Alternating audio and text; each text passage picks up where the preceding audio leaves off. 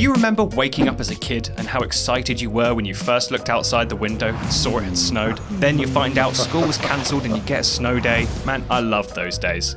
You don't really get snow days as an adult anymore, so I've always wanted to make my own snow day in the form of a snowy scene diorama for this channel. And when John from The Miniature Hobbyist reached out to me to do a diorama collaboration video, I thought this was the perfect opportunity to try it out. Hello John, it is John to John, two Johns. You reached out to do a collaboration. Same brief, and obviously two different dioramas are going to come out of, well, one idea. You haven't played any Souls games like Dark Souls, Bloodborne, Elden Ring? No. Never heard of any of them. Watched a few bits of gameplay, but I've never sort of played the game or, looked too much into it. So the one that I was looking at doing, and I've wanted to do for quite some time, was the Mountaintop of Giants, which is this humongous, snowy, cliffy part of the game. Yeah, the snowy mountain sort of side with ruined sort of castle bits is something that I really fancy the idea of having a crack at. Yeah, I set a sort of 3-day deadline, sort of A4 size, and I've sent you a couple of STLs, one being the walking mausoleum. I've also sent you the really creepy spider-like hands and some of the like four-armed skeletons that you've got. I will probably do in my video a little disclaimer saying apologies now if any of what I'm telling you is incorrect. Like I say, this is my sort of take on the brief that we're going to set. Good luck with it, and let's schedule another meeting once we've got it done. Yeah, I look forward to seeing what we both come up with. Yeah. Nice. Awesome. Cheers, John. Well, you have a good day, buddy. You too, mate. All right, 3 days. Let's go. To kick off, we need a base to build everything onto. All I have is a big chunk of wood, so I'll just need to cut it to size. Luckily, when you edit your own videos, you can just smack it and transition to the next cut piece. Or you can just go and cut it to shape. Ta-da!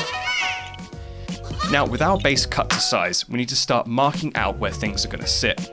This coffee is about the same size as I want the mausoleum to be, so I'll draw around it to mark out where it'll go.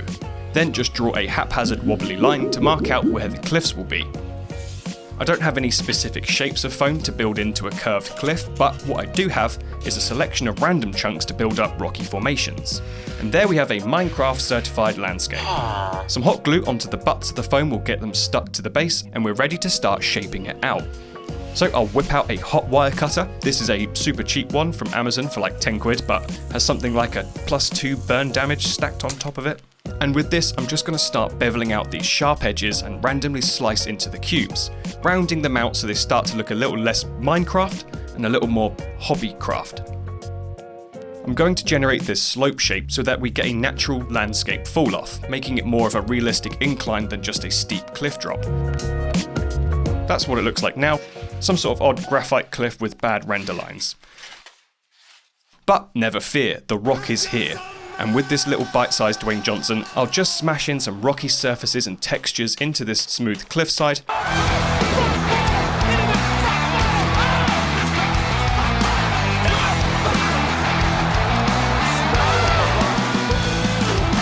And with a little bit of persistence, we should take out diorama from manscape to landscape, because it's smooth to rough. Ah, you get it. Then some hole filler will live up to its name and fill the holes. I'm going with the butter on toast spread technique where you just dump a clump on and spread it out hoping you don't split the bread. Fun fact, as a functioning adult, I'm actually incapable of buttering bread. It again.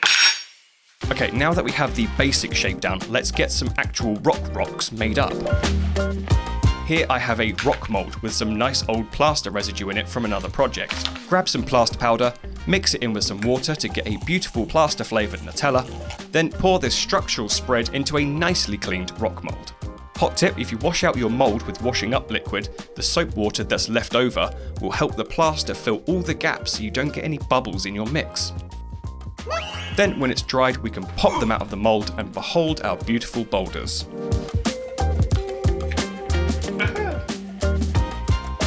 All I'm going to do is break these rocks up into smaller chunks and pop them around the cliff to find the best places for them to sit.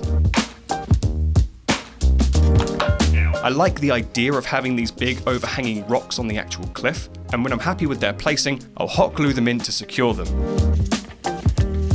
Then just grab some offcuts of foam to stick on the floor. The idea of this being that when it comes to sticking things into the ground, they can be slotted into the foam rather than trying to glue something to the hardwood base. Thinking ahead. This will take a few hours to dry, so we'll count down the clock and we'll come back in a bit. Whilst this dries, we'll go and see what John's been up to. So, as this build does have a brief and there are certain elements I need to include, I'm going to do a bit of a rough sketch just so I can visualise what I'm going to try and build and to make sure I can get all, say, the right sort of components. Yeah, some of these aren't going to be true to scale, so anyone who plays any of these games, yeah, look away now. There's a mountain over at the back there that's going to have the mausoleum, and the hand is going to like come in over the top of the mountain. I'm going to make it so it's like a photo sort of frame box or a picture frame box. So I 3D printed out the figures, but again guys, these may not be the correct scale to each other. I just like this sort of size, and yeah, this is going to fit well in the little box that I'm about to build. Right, now the hole filler has dried. Normally I would give this a full day to dry, but it's dried enough to work with over the course of a few hours, so I can jump to the next step without wasting a full day waiting for it to dry. To base paint the whole thing, I'll smack some cheap black acrylic into some Mod Podge to create our foam ceiling, black priming, meal deal milkshake to coat and protect our foam. Once you have your milk suitably shaked, you can begin slapping it onto the foam to seal it off. I'm going to make it a bit thinner when I go over the plaster rocks, just so the thick goop doesn't smudge out any of the rocky textures.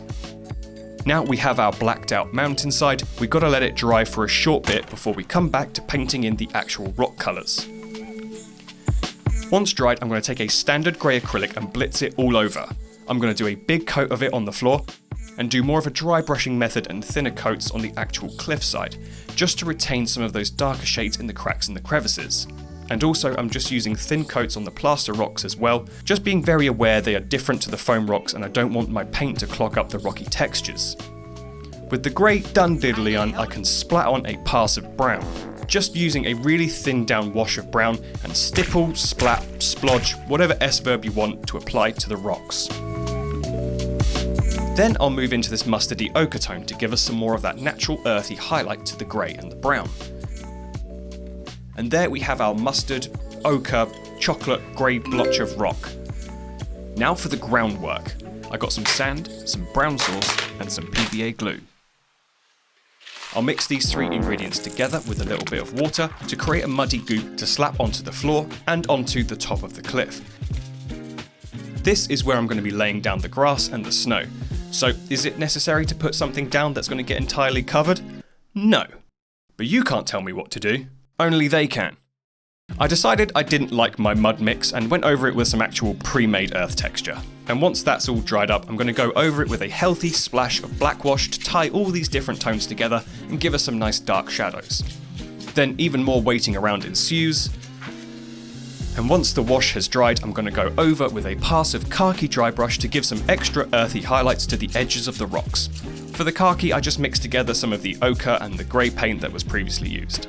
Then a final pass of some much brighter khaki/white tones onto the very fine edges and details of the rocks to give us the brightest highlights. And then the final pass of white with a smaller flat brush to target very small parts of the edges for extreme highlight. And there we go, one rocky cliff. Time for some nature. Starting off with an application of basing glue all over the mud, and I'll pop some of this patchy grass into the static grass applicator.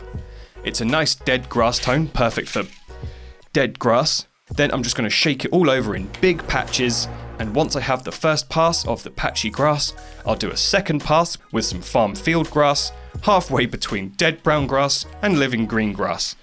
Grass, grass, grass, grass, grass. And that's the mountainous valley created. I'm kind of sad to cover this in snow now, I quite like how this one looks. But it's not about what I like, it's about what nature decides. So after giving the grass a few hours to dry, I'll spritz a bit of adhesive over it all and then just let the snow rain down all over it.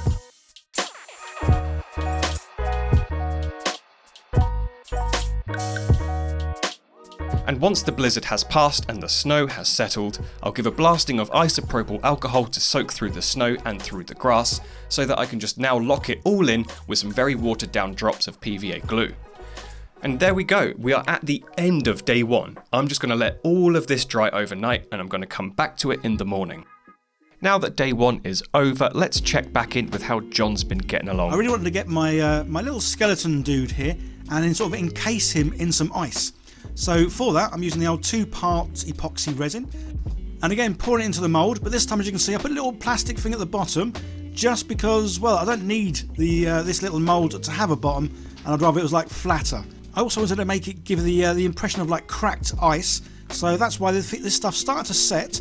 So I'm giving it a bit of a squeeze here and there, just to put some sort of like, well, wrinkles on the top.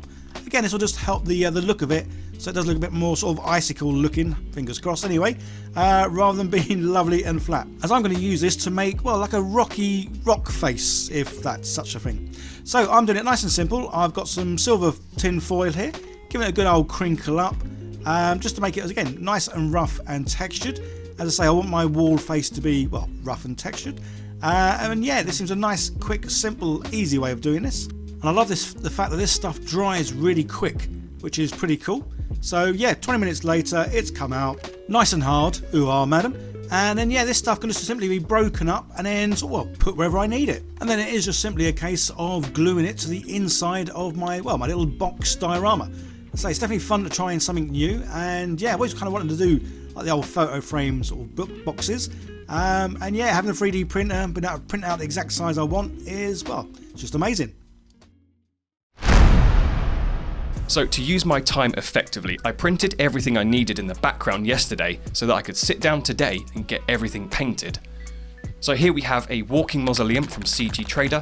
We also have from Real Stone 2 Kari and Spooky Hands, a whole heap of gravestones, some weapons, some little marionette soldiers. They're all from Real Stone on Patreon. Go sub to them if you want to print any kind of From Software stuff. They do a whole range. Then we can do a super transition to the next scene. Now, I do want to scale everything as closely to the game as possible, but man, these skeletons did not want to print any smaller than this, which is roughly about 19mm tall. To begin painting everything we have, I'll start off by priming them all black with some clever editing trickery, which doesn't work 100% of the time. Then we can begin painting, starting with Big Bertha. I'll kick off by dry brushing on some dark grey over the black, same reasoning as painting the rocks earlier. I want to keep the deeper recesses and crevices darker and just brighten up the outer edges. It's then just a case of dry brushing on progressively lighter grey tones right up to white, so we build up a simple, easy highlight. Doing it this way saves me a lot of time, and especially since we'll be covering this fella in snow, I'm not too worried about being too intricate with the paint job. Then I'll use the same method and colours on the actual mausoleum part, mainly focusing the concentration of paint in the centre of the walls so that you can see it spills into these shadowed parts that are tucked in behind the pillars. Then again, just build up the dry brushing layers up to the white for the extreme highlight. Then we can move on and add a little bit of metal paint to the spiky boys.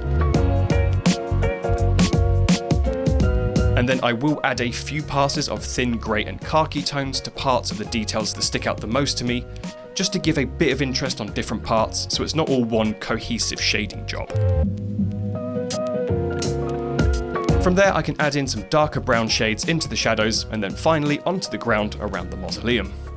Then chuck some of that brown onto the tree and the main paint job is done. I'll sprinkle some different tones of flock powder onto the ground, which I had glued up just earlier with some thin PVA glue. You don't have to flock, you can go straight to snow, but I can't help myself when it comes to flocking. And then I can just build up some larger clumps of it onto the tree as well. To finish off the stomper, we'll pop some brassy metallic tones onto the bell, and then we'll leave this big mama to dry on the side.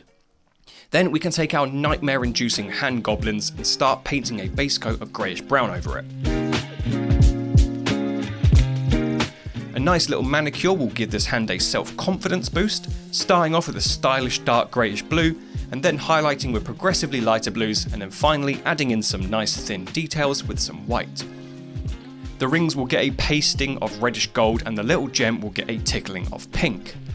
Next up, we'll begin highlighting the body of the hand with some brighter browny shades, just to the most raised regions where light would affect it the most, keeping it thin so we can blend between the previous tone.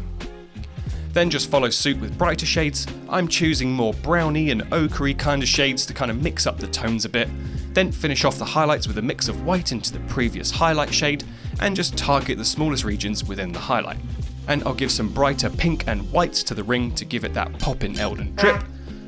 And I'll finish off with a second pass of brighter gold onto the ring, and we've got one hand done.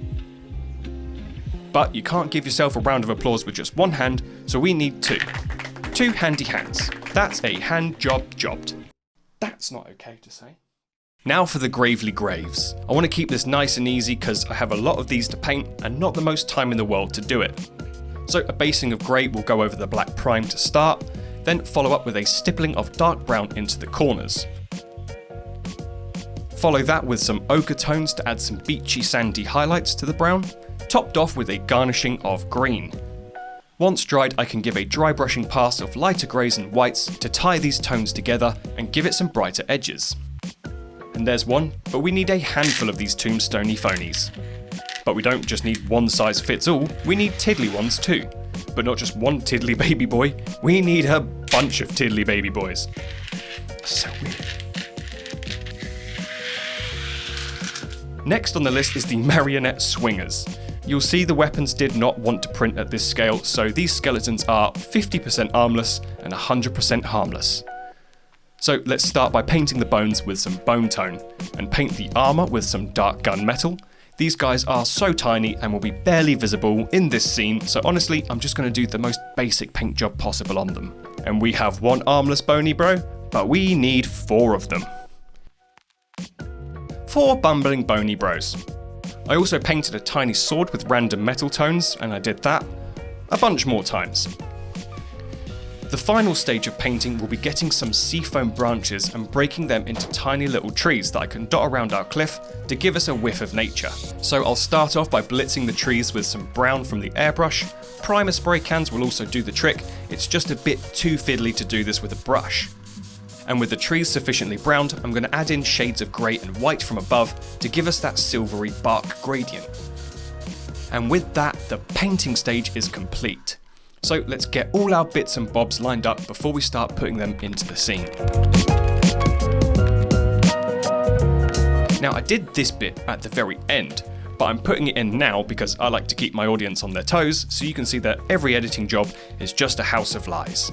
So what we're going to do is get the mausoleum snowed up, so I'm going to sprinkle some snow powder over some thin PVA glue, then I'll mix the snow into some glue on the side to make this snowy paste that I can just start slopping in large clumps over it. And there we go. I didn't want to cover too much in snow just because naturally it would be moving about and snow would be shaking off of it. Before I end day 2, I wanted to make some icicles that hung underneath the rocks. I'm going to do that by grabbing some resin, some hardener, and mixing it to a 50-50 ratio. Now there was a tiny bit of white paint water in this cup, but I decided to leave it in there to see if this white gave it some natural opaqueness within the resin. Now I was going to use cling film for this next bit, but I didn't actually have any in the kitchen, so I took a small plastic sandwich bag and crumpled it up to give us some jagged texture to pour the resin over. So I poured the resin onto the bag and I left it overnight to dry and cure. And we'll return for the final day. Before we start day 3, we'll head on back over to Mr. Miniature Hobbyist one last time. We need to paint the behind it first before I can put him in, because obviously once he's in, well, I can't paint it. And I'm kind of just sort of like dabbing, sort of dry brushing, just to capture the edges, because I don't want to be too much in there. And I'm going to do a variety of blues, because when I've been looking at other people's sort of snowy dioramas, they've always had a dark sort of like undercolour base. But again, adding a bit of blue in this definitely gives it that sort of like cooler, frozen sort of feel. Now it's on to the fun part, and that's added in the snow. So everything's kind of painted as I kind of want it. I may do a bit of touching up later on, but yeah, now the snowy effects. So I'm going to have some of the rock sort of still showing. So with the other glue, I'm trying to put it in all the sort of like the higher raised areas, just so it looks like obviously the snow has fallen from the sky, landed on the top bits. Just because I want some of this, some of the rock to show through. As I say, I love the fact that it has got obviously the variety of dark blues in it, which should give this whole thing a nice cold and chilly feel. And then it's just a case of fingering it in. Yeah, take that as you want, guys. But obviously, because I put this is in a box frame, I can't really get to the top. So it's a bit difficult to sprinkle it in. So it's kind of on its side, and yeah, I'm going to have loads of this, well, probably left over. I'm going to need to sort of shake off the box. But yeah, trying to get it everywhere I can. So I'll let it dry for a little bit, and now it's just a case of trying to brush off any areas where there's too much excess. And then again, getting the snow and just sort of fingering it into all those nooks and crannies. Yeah, apologies guys, sometimes the words I use might not be the best, but you know what I mean, and it might get a giggle out of someone. Anyway, so yeah, loads of this stuff on, so this is super fine, this one. And yeah, I think this is probably my preferred snow. The other one was quite cool, but this one, it just has a bit more of a realistic feel to it, being super fine. And then yeah, last thing to do is put a little hand in the place, and then I've got my little well, adventurer, I guess. So he's going to be going into this cave, although as you can see, I didn't really bother painting the front of him because, well, you're not going to see the front of him. Okay, day 3, last day. Time to get everything put together before I meet with John. So because I put foam offcuts onto the wooden base, I can easily pop this tiny drill in to make some holes that I can then slip the trees into. I don't often think ahead, but when I think ahead, I think ahead.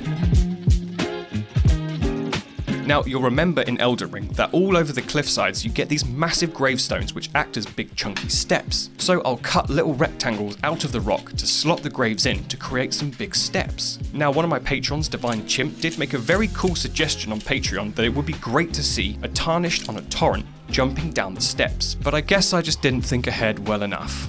You don't think, you never figured out how to think! Let's get our gribblies stuck in place. I have to dig up the snow and the grass in order to get the dudes properly stuck down, otherwise they'll just stick to the grass and the snow and they won't properly get secured down to the base. Then just a hand on the cliff and a hand on the floor, and we'll pop our mini little skeletons down and around in places that I think suit best.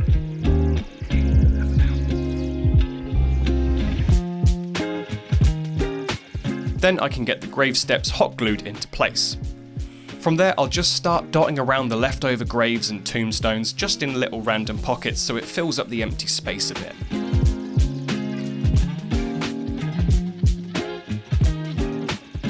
Now, I took a look at the resin icicles that were made last night, and to be honest, they kinda sucked. The bag was a dumb choice, and I didn't like the addition of the white in the ice, so because I did have the rest of the day to kill, I decided to use up my remaining time with making new ones. So after a handful of hours curing, I had repeated the same resin technique as before, but with just clear resin and put onto a crumpled up piece of parchment paper instead. And I'm glad I did it because the result is so much cleaner. Now we have a little bit of time left for today, so what I'm going to do is I'm going to frost up the icicles with liquid frost from Green Stuff World. Once you've got a couple layers slapped on, you leave it to dry for a couple of hours, and when it works, you get this sick crystallized frost effect. So this here is the before, and this is the after.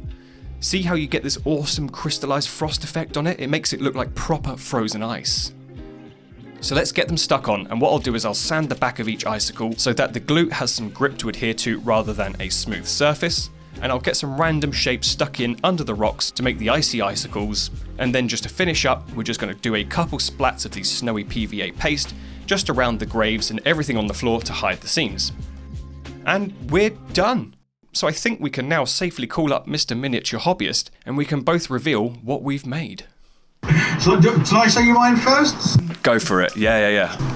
Yeah, so I want to do something in a picture frame, but the picture frame's 3D printed.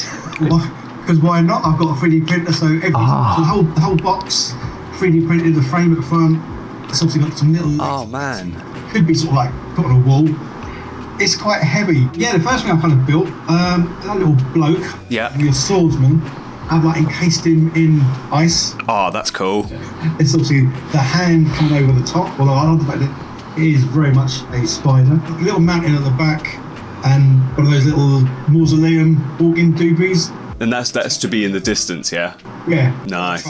Yeah. Get him in. Yeah. And then, good old short little dwarf at the front. So interestingly, we have done the reverse. So your focus is on the little guys with the mausoleum in the back, and my one is the opposite with the mausoleum in the foreground. There it is. Wow. So we've got like the mausoleum at the front here. Yeah, so the tombstones and everything in the game you have tombstones that are sort of like set in the wall, so they sort of like act as these large steps. But because I tried to scale it to the game, the skeletons came out so tiny that it just couldn't even print the weapons correctly. We've got two very differing things that look exactly like what you would find in the game. It's worked out well. Yeah, it's worked out really well. So it's been a pleasure, John. Thank you for doing this Again, buddy. Yeah, you too, mate. Take care. See you. Bye, mate. Think not of the kindling. I shall see to that. All I ask of you is to make the journey to the snowy mountaintops of the giants. I'm asking you to commit a cardinal sin. I have set my heart upon the world that I would have. I won't allow anyone to speak ill of that. Not even you. Well, there you go. That was a lot of fun to put together. If you did enjoy today's video, please drop it a like, drop me a comment, let me know what you thought. And if you haven't already, hit subscribe and join the gang. A massive thank you to John over at The Miniature Hobbyist for reaching out to do this. If you want to learn loads of hobby, crafting, painting tips to kickstart your hobby journey, go subscribe to him. He's a super nice dude who puts out tons of amazingly helpful content. Stuff that I've personally used in many previous videos have come from ideas that he's put out. So it's well worth your time checking him out. Thank you as well to all my lovely patrons who continuously support the channel. Over on my Patreon page, I have just dropped my biggest brain idea ever for a very special genre splicing diorama for the new year, and I'm taking suggestions for ideas on it. So if you want to have your input in the diorama for the new year, head on over there and drop me a comment. Also, check out this amazing piece of art that one of my patrons sent to me. If you want to have a piece of artwork that you're really proud of featured on a future video, head on over to Patreon and drop me a message. And that's enough plug-in from me. I've got one more project lined up for December, so keep an eye out for that. In the meantime, we've got loads more Bloodborne board game content coming out twice a week, every week, up until January. Thank you so much for watching. I'll see you next time.